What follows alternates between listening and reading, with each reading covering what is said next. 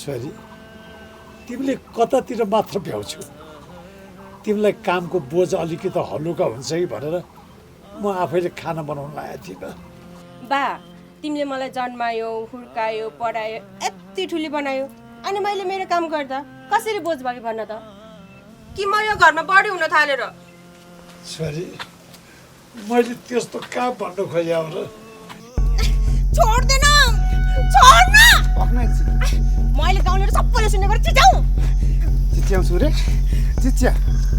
सबैले सुन्ने गरी चिच्या गोपाल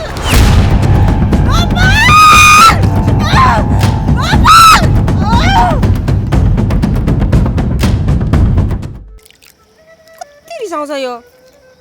त्यो रिसाउँदा पनि क्या ह्यान्डसम देखिएको मेरो गोपालुलाई सुन्न भन्न भोलि खरमा जान्छस् भने तँलाई यस्तो कुरा चाहिँ कसले सिकाउँछ तैँले आज मलाई खरमा जाउँ भन्लास् भोलि मलाई धनबारी जाउँ भन्लास् पर्सि मलाई वन जाउँ भन्लास् अनि तैँले मैले जहाँ जहाँ जान्छु भन्छ त्यति जान्छु म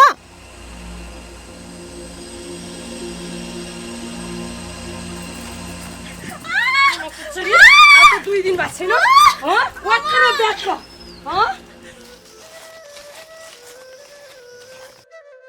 गोपाल ओइ गोपाल सुन्न एउटा कुरा त मलाई माया गर्छस् गर्दैनस् मलाई कसैको माया लाग्दैन के रे माया लाग्दैन रे मेरो माया नलाग्ने भए त्यो सँग किन बजाएको त मलाई त्यहीसँग जान्ने भएको हुन्थ्यो त मेरो गोपु एउटा कुरा सुनिराख बान कुनै पनि नारीको अस्मितामाथि यस्तो नराम्रो क्रियाकलाप हुन्छ भने म हेरेर बस्न सक्दिनँ त्यही भएर तँलाई बचाएको तेरो मायाले होइन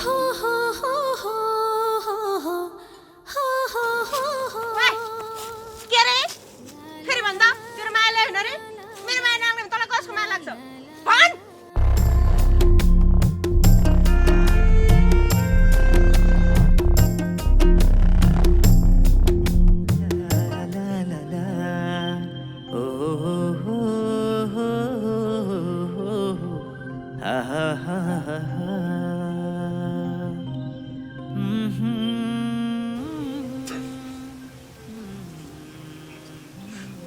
शान्ति तिमीले भनेको अन्तिम इच्छा पुर्याउन नसक्ने भयो मैले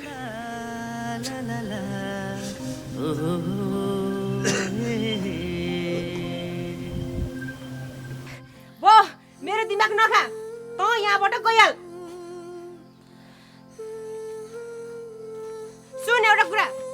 आजदेखि यो घरमा नआइज त मेरो घरमा आइरहेको मलाई मन पर्दैन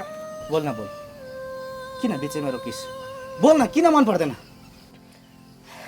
किनकि त एउटा पानी नचल्ने दलितको छोरा होस् बुझिस् मलाई लाग्थ्यो साथीमा कुनै जात हुँदैन कुनै धर्म हुँदैन अनि कुनै स्वार्थ हुँदैन तर म गलत रहेछु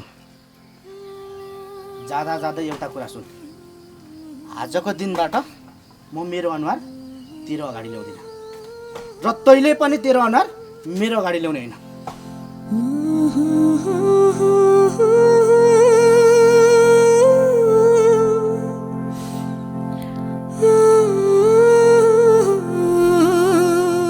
मेरो छोरीको के गल्ती थियो र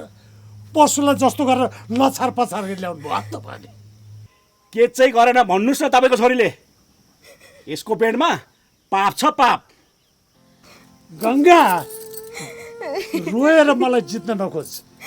म त्यति लाटो छैन यो तेरो पेटमा भएको बच्चा तैँको पालेको यो बच्चा त्यो गोपालको होइन बा अनि कसको त गोपाल के बताए